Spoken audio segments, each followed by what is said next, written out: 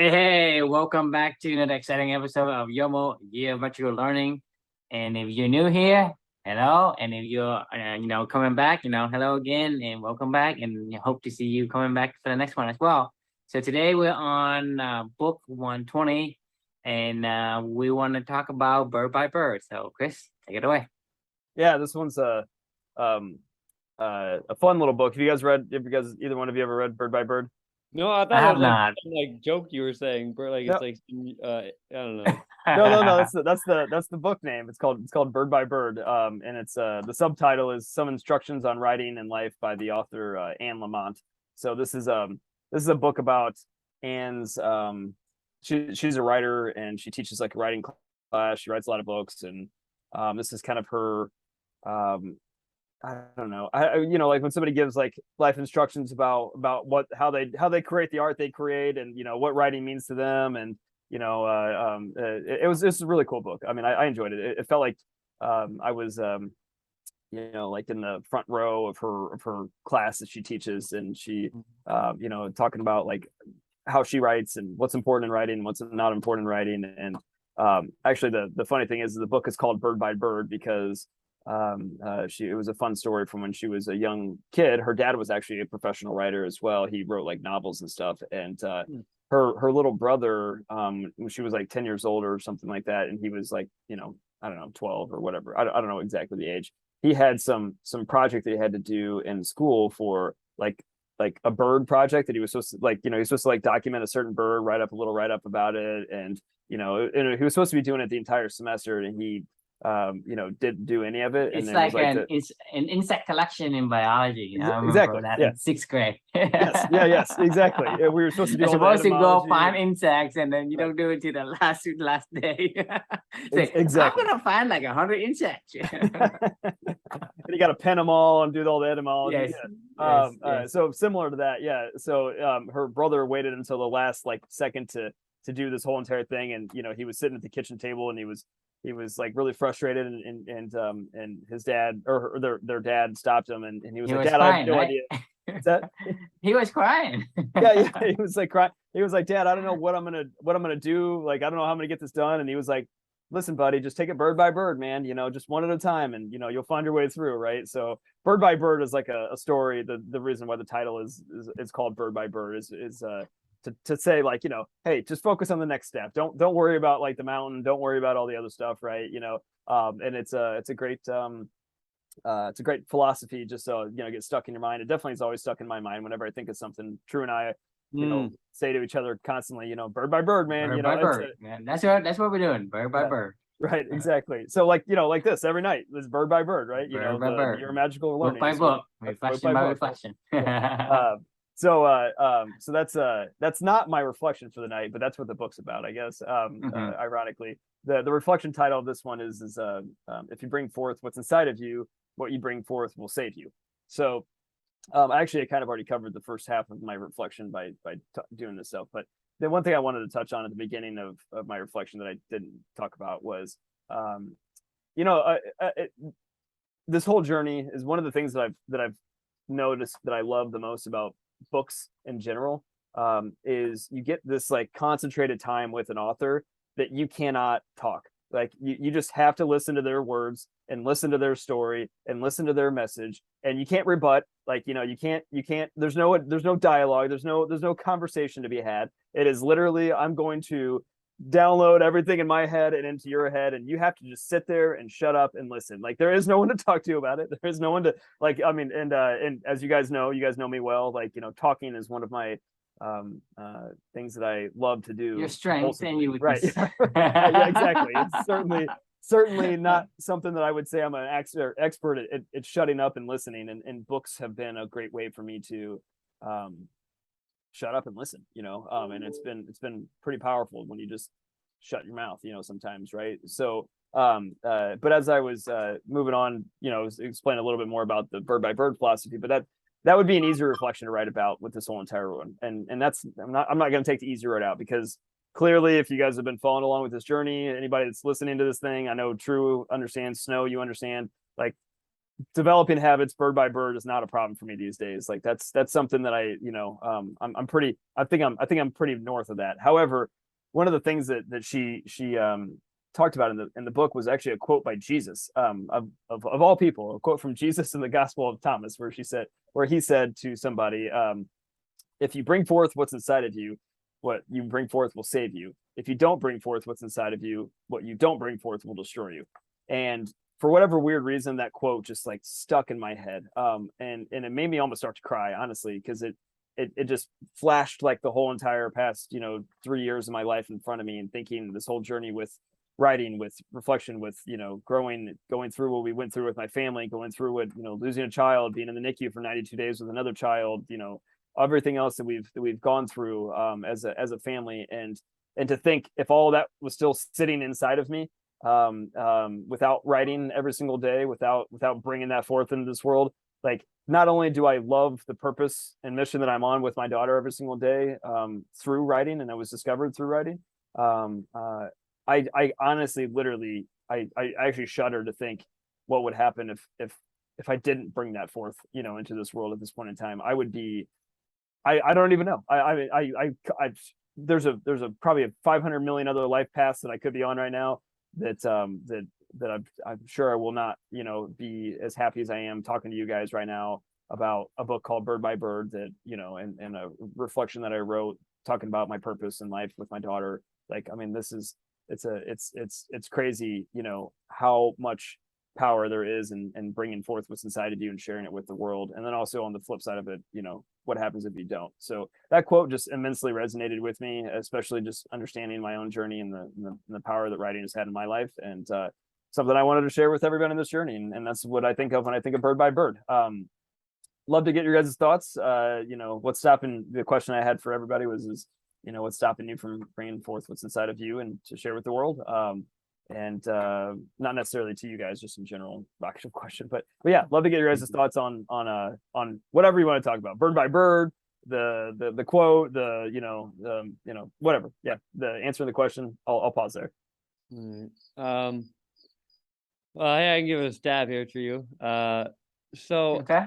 I like the saying bird by bird, and obviously it just makes me think of the quote that, how do you, I think I even told it to you guys before, like, how do you eat an elephant? Mhm. One bite at a time. Yeah, right. Exactly. And yeah, there's like a lot that can seem overwhelming in our lives, but it is just like, that's just anxiety, and anxiety is always going to come up.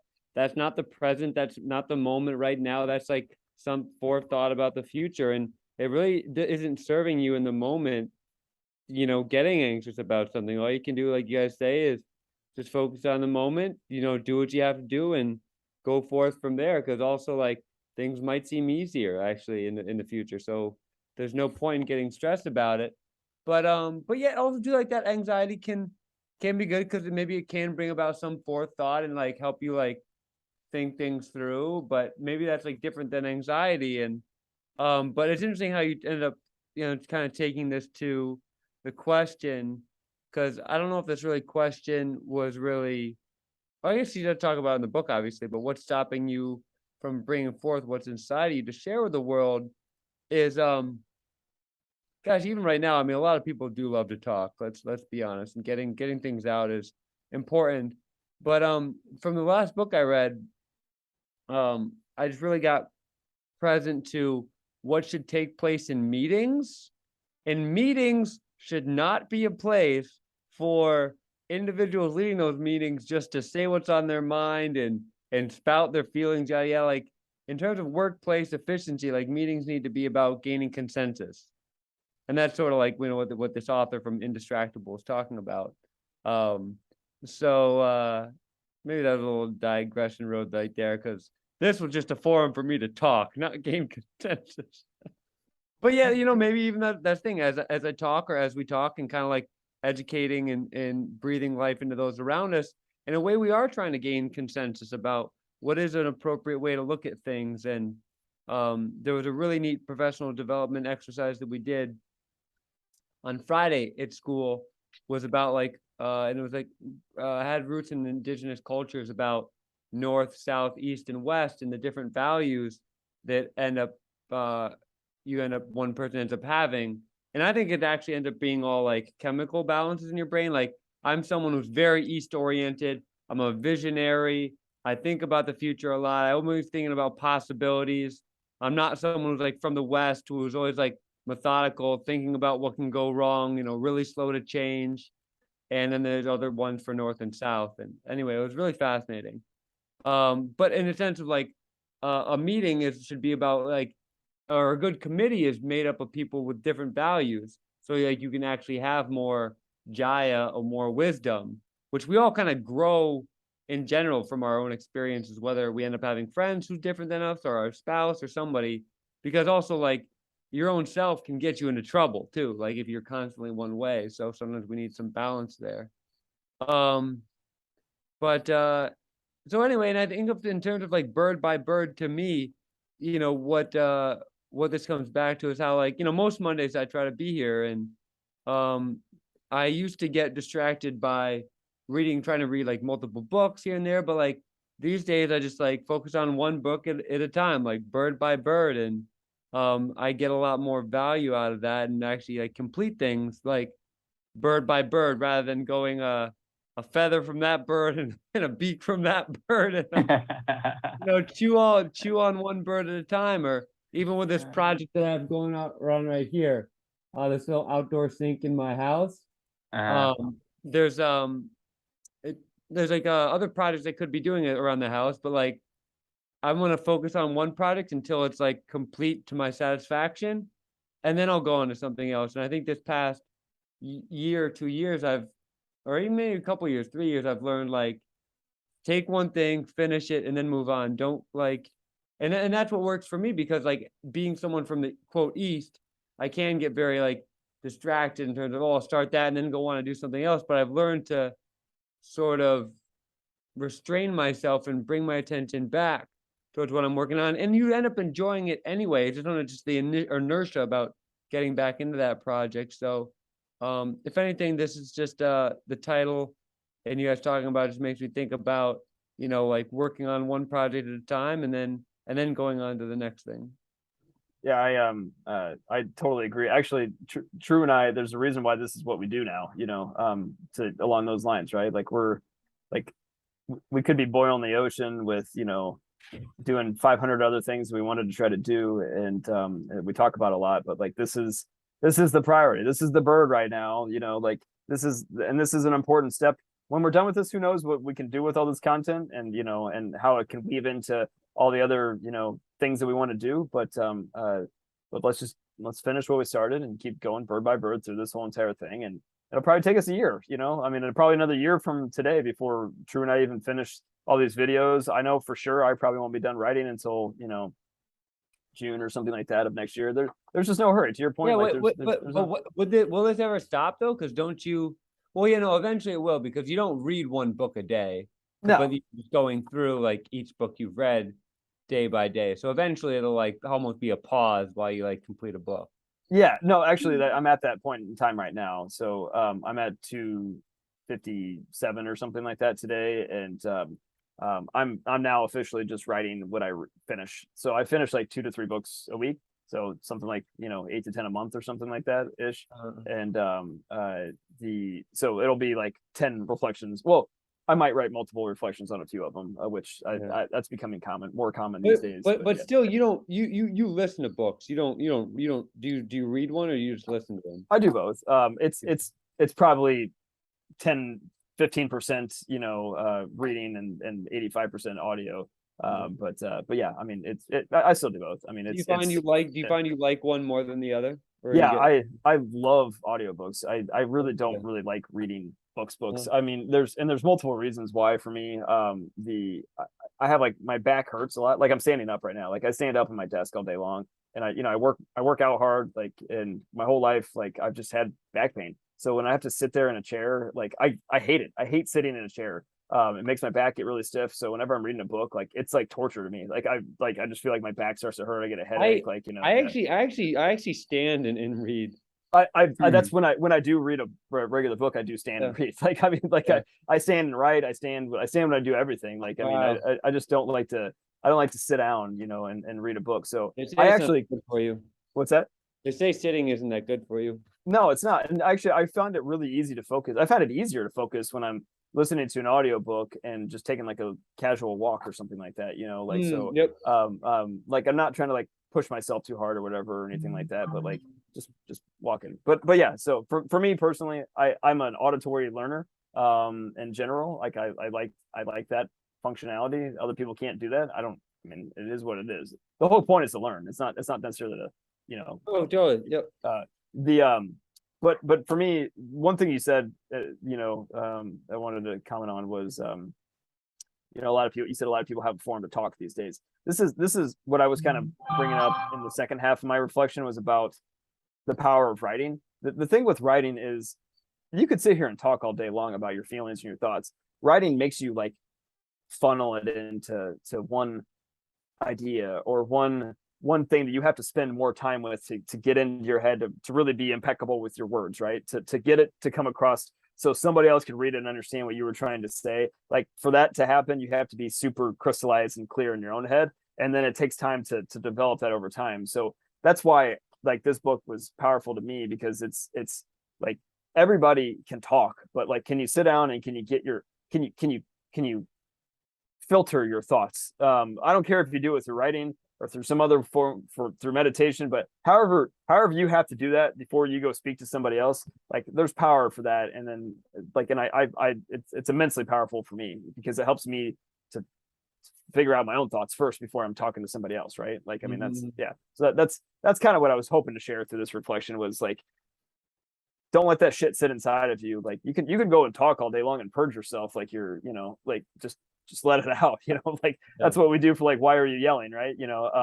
Like, irrational yelling, just pick a topic and go let loose or whatever. But like, when you really want to dig deep into you, like, I mean, you got to really spend time with your thoughts and write that stuff out. So yeah, true. I'd love to get your thoughts. Yeah, so I think for me, I have many different I guess thoughts that when you guys were talking. So I'm gonna take it bird by bird. It's a great quote. It is eight. And I think one of the things that I really agree when Snow said, it makes what you do more enjoyable, just because you only focus on that particular one thing. Because for a lot of time, you have too many things, you get scatterbrained. And when you scatterbrained, it's like, I'm doing it, but I'm not paying attention. I'm not there. I'm not present. I have a lot of the molecule of more versus the molecule of now. So when you have the molecule of more, you're living in a future. So your brains are not enjoying what you are doing. So you're not even aware of the presence. And a lot of times it seems like you're just going through the motion for whatever you're doing at that moment. And so a lot of people have that issue with. And so when you're bombarded with a lot of things to do, even like for the things that we do every day, it becomes stressful. And when you get stressful, it compounds into a lot of different things. You get mental illness and diseases and all that, and health issues, physically and mentally and spiritually. And so for me, that's the only way I'm able to get through the days right now. Like, whatever I do is bird by bird. I don't really look at like the end point. I don't look at when we're gonna finish. So talking about the podcast we do right now we're doing every day. But whenever we get to the point where we catch up with all the books that we've done, that Chris has done, we're just gonna take it at the cadence that we're able to continue. And it's not about say I'm going to go to 365 and I'll stop. I have never even considered. It never had even like into my mind that we're gonna stop. And to me, because I don't worry about all those things in the future, I'm able to enjoy the conversation I have with Chris. And I was able to enjoy the conversation I have with you, and also learning about the different lessons and concepts that I can utilize to kind of make my life a little bit more enjoyable. I mean, have more fun. I mean, what's the point of life if you're not living? And so for me, this bird by bird, it's something that to me is very fundamental. It's like, do the next right thing. It's just another alternative saying of bird by bird is take one step at a time. enjoy what you do. And it's in company, we're talking about, like, it's not about the destination, it's about the journey. You want to get to the point where you enjoy the journey so much that you don't want it to end. Because if you think about it, we ask, what's your favorite day? Is it a Monday or is it Friday? If you're talking about Friday, right, for example, that means that you don't like your week because you want it to end. But if you love the time you have, then the Monday would be the favorite day. Just imagine you have a life when you're younger. You want to be young, or you want to be when you're about to die, right? It's the same analogy. Is if you really like the journey, the destination, you want to last longer. You don't want to think about it, and so you want to be present. So more present in what you're doing, and be able to I guess take in all the things that surround you, versus I'm going through the motions of doing this, doing that. A lot of people go through the motions at work, saying, "Hey, I'm just here," but their minds is off somewhere else. I'm off in the golf course. I'm off at a poker table or wherever. I can't wait till Friday. I can't wait till the weekend. And so when you do that, right, you're not you're living you're living in a future that may never come, and most future don't come because they don't come exactly as you had imagined it. And a lot of people just live in that matrix of sort. And for me, this concept helps me realize that in order for me to be living, quote unquote, living, not, life is meant to be lived. You want to live your life as until you die, not having a living death, meaning you're alive, but you're not even living. So that's the point. You live life or life will live you. And so that's another truism that, Chris, a lot of time is trying to get him to write is, his own book of true truisms, like Truism, yes, yes. aphorisms by True. We'll call them truisms. Yeah. Yes. So you don't live life will live you, and that's one of the one that I like. And so for me, it's like, I use this concept every day in my life. You ask me, what I did 3 days ago, I don't remember. I just say I can do today. I remember like 90% of what I can do today. And you ask me, how does it feel? I feel great. I feel great most of the time. There's gonna be time when I'm not great, but most of the time I feel great. And if you ask me what's so great about it, it's a typical day. It's a perfect day, like Tuesday with Maury, right, Chris? Right? To me, a perfect day, it's an ordinary day, a day where not too many things happen. I have time with the people I love. I get to spend the minutes with with my family, my friends, and talk about whatever I want to talk about. Do whatever I want to do whenever I want to do it. To me, that's a perfect day. It's not about, oh, I'm going to this island with this, pristine water and this and that. It's not about any of that. I mean, I've been there. But if that comes, that's okay too. It comes, but I think you think about it, if you think about, if you have to spend that same day over and over, let's say you have a time glitch and you have to spend the same day over and over there, which day would you pick?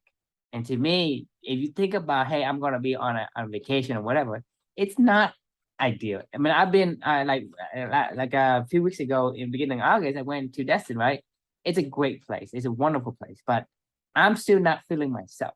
I don't feel as at peace. I feel, good, but there is still the not in my element kind of feeling. And so for me, it's, the places where I feel most comfortable and most anchored is where my home is. And so, yeah, and like I said, your home could change and it could be that destination or whatever.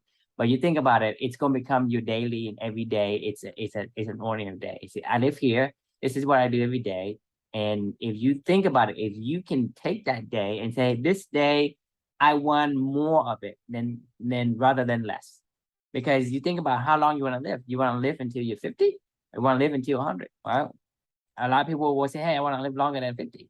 So if you think about it, your ordinary, your lifetime is going to fill with those ordinary days. So those ordinary days are the day you need to take to craft and to mold into a days that you want, your journey that you want. Versus, hey, I'm going to do this until I finished, and I'm counting days until finish. You know, that's why a lot of these the episode we do is not, we don't count them.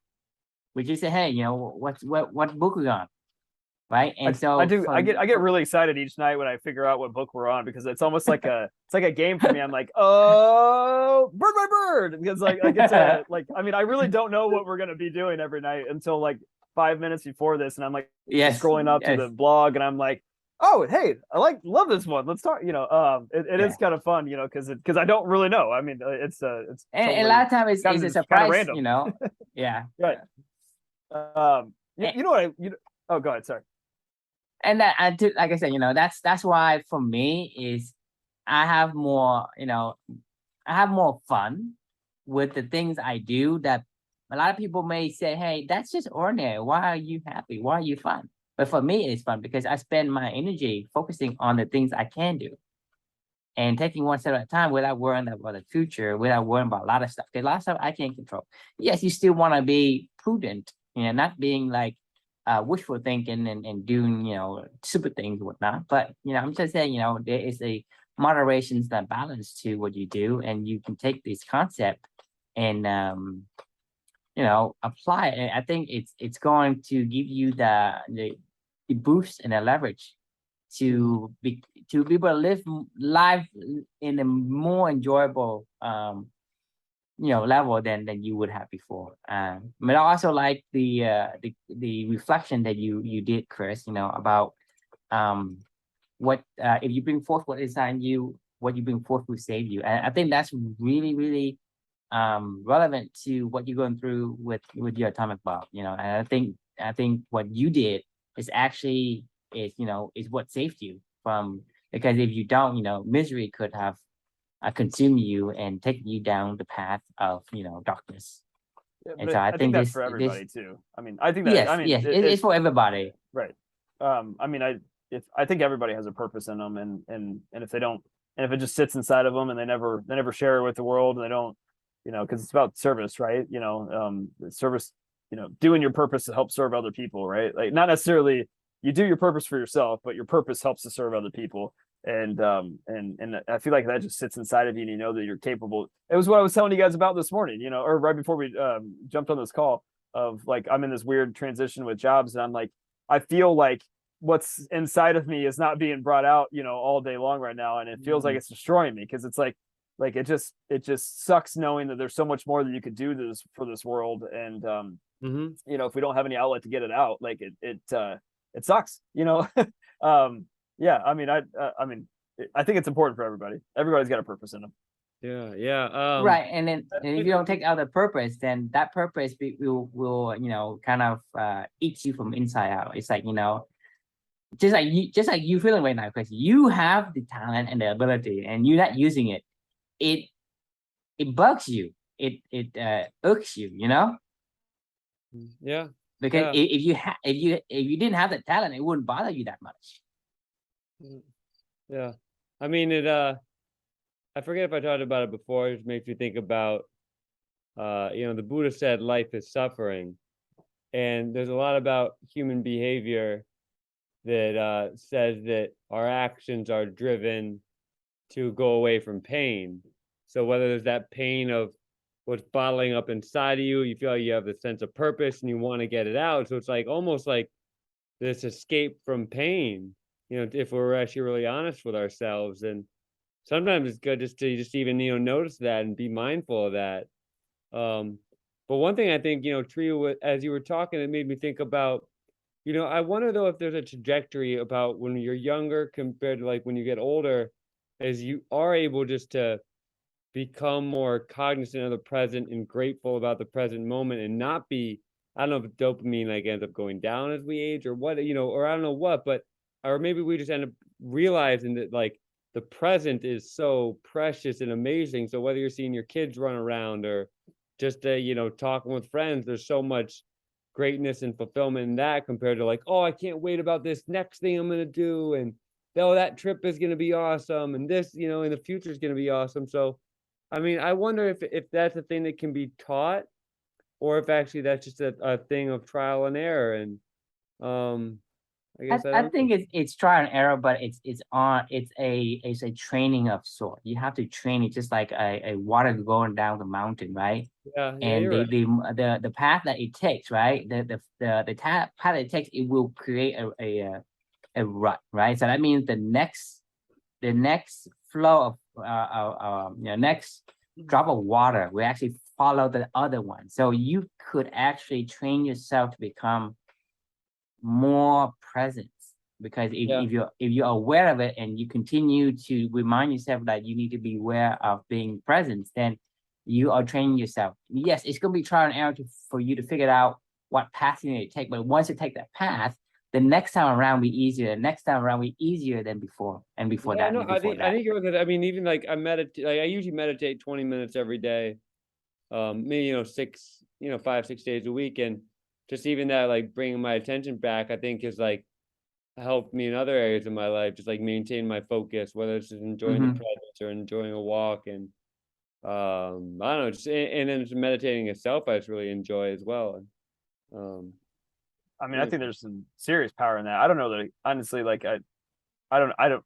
This is one of those times when it's like I would need to go write for like an hour to figure out exactly how I wanted to comment back on your comment, because like I could sit here and talk, about my thoughts on meditation and can it be taught, can it not, like what are your learn, like how does somebody learn, how does somebody not learn, like I don't there's so many nuances to that question to unpack that, like I these days in my past life, Chris, I would have just been like, I don't know, I'll throw something out there and we'll call it good, but like, now I try to remember the lesson, the bird by bird lesson of be impeccable with your words, right? So I don't want to comment on that one yet because I don't know the answer, and I'm more curious just to listen to what you guys have to say. But for me, that's being way more mindful of the situation these days versus just starting to spout off an answer, right? Yeah. Right, and that's the thing. We are always doing reinforcement trial and errors, because everything you do is by random, and then by chance you repeat it, and you repeat it, and it basically adds it. Just like we're talking about bird by bird, step by step, or in the next by step. All these things are the same concept, just being repeated in different wording, right? And because of that, we are more inclined to drift toward that concept, that lessons, than before. Because if you listen to one, the next one, it becomes a stronger bond. And so, just like Chris is doing, he'd be mindful and listens more, because he has the talent of, he can speak all day, without stopping. I know him that much that he can do that. But it's his strength, right? But his strength is his weakness, because when you are a cheetah, you can't be a sloth. It's just not possible. It's impossible for you to be a sloth. And like, it's one of those things where it takes great effort for Chris to be mindful and listen before he starts spouting out, his hundreds of different reasoning why this will happen or that won't happen, or whatever the case. And so because of the repetitions that he has seen, and the result and the outcome that shows him, that benefits to him, that basically reinforces the I guess the learning and the concept and the practice that he put into. So the stronger he's able to control that mindfulness. And so, to me, based on that evidence alone, a lot of what we do is training. Just for example, for me, is I have never trained to read books. I just can't do it. I can read technical. I can read like charts and data and numbers. I can read code, but I can't read text. It's just because I wasn't trained for it. It isn't because I can't process a logic. I just found out that I love the logic because I told Chris this before, is in my younger days, like during high, like from young youth into like high school and even to college, I read in one book in its entirety, one book in my entire life of into college, one book. It's because back then I have to read, and my eyes, when I move my eyes when I'm reading, I get tired and I would stop, and I got like whatever reason condition myself to fall asleep, and so that becomes my obstacle. But now that we have Audible, I mean, when I read book at 2x, right? I listen to books at 2x. And to me, it seems normal, and I can process all the logical information that's in that book. And so for me, it's that obstacle of the input into my head. I wasn't being trained for it. And so that causes me not to read books. But now that because of the Audible and the AI, even all the books that is in text, like the old books, I just use AI to read them to me, and I can just listen at 2x, and I can process this fine. So for me, it's like the training of the input that I don't have. And so everything has to come down to training. The more you do it, the stronger you can be, you can control that particular feature. Yeah. Yeah. Guys, I got 9:15, you know, it's my cutoff for bedtime. I gotta get going. Yeah. Well, thanks for joining us, Snow. I had one more final thought if you want to stick around for it, but if you want to jump, go for it. No, I'll stick around for it. The final thing I wanted to add with this whole conversation is this journey itself. One of the things I've been, I actually was just thinking about this today. Like the books that I don't like the most are ones that just dump a ton of facts on you all at once, and then like my head feels like it's swimming. I can't keep up with it sometimes, like, or not sometimes, like I can't keep up with it. Like, I mean, when you just take a lot of knowledge and dump it into a book, and then you're like, hey, I learned all these different things, and here's me summarizing all the things that I've learned in one big, like, dump, like, basically it's impossible for me to learn. However, this journey in a lot of ways is bird by bird. Every single day we're summing up a book into a lesson or something that's been internalized by me, by us, whatever it may be. And then we're talking about it one step at a time, where I will remember the book bird by bird because of what we're talking about. And I'll remember the book that, like True just said about, the perfect day is ordinary. I don't remember all the details from Tuesdays with Maury, but I do remember that reflection because I took time to write it. And then True and I talked about it. And that is what I remember of. And that's something that I can apply. That one thing that I can take to go apply to my life, is what matters really at the end of the day. Like I could go back and reread it and probably find another thing, but I would need to do the same process to find that one thing again that I could go learn and slowly build into my life over time. Like people could sit there and listen to the Buddha all day long. Like this is one of the things I struggle with about Buddhism. They just dump so much shit on your head, and you're like, whoa, like this is a whole lot to take in with Buddhism, like, I mean, it's like, you're talking about self, not self, this thing, that thing, what's suffering, what's whatever, blah, blah. Like there's just so many concepts that are just being, like, in these books you read about it just blows my mind. And I'm like, I can't process all that. I need to like go bird by bird with what I'm learning, so like that this journey in a lot of ways is very much bird by bird. Like, I mean, it's kind of funny, and you learn a lot better. And life should be lived by bird, just because, like I said before, if you're gonna have a lot of things in your head, right? You're gonna get scatterbrained, and when you get scatterbrained, you're not enjoying what you're doing. You're just going through the motion. And like I said before, is you wanna live life, right? Don't let life live you, because that's what you're doing. If you live in the future, you let the robot inside you just doing what it needs to do, and your mind is somewhere else. I mean, you're at work, but you're thinking about the pool hall or the bowling alley or wherever it is. You escape from the reality. Yeah, but True, I'm always kind of cautious to say people should do this, or this is how they should live, because also we only have like our own like subjective experience, and what works for you might actually turn out not work for somebody else for the way that they're wired, and what they hope to get out of Right. life. That's why we advocate on finding yourself, knowing yourself, and reflecting about what it is that you think that will make you it's your calling, right? And it's not about, hey, it's my calling, you should do this, do that. They ask yourself, right? Think about, what it is that's important to you. What are your core values? I'm not asking that you take my core values. And so that, to me, it's the concept of looking from your goggles versus from a standard point of view. Awesome. Well, I know you're ready to jump, so we'll cut it off there for everybody. Great discussion as always. Thanks for joining us, Snow. And yeah, definitely. We will tune in tomorrow. We'll have our next conversation. The question we can leave with everybody is what's stopping you from bringing forth what's inside of you to share with the world. So till next time, and great discussion, everyone, and thanks for tuning in. See you. Bye-bye.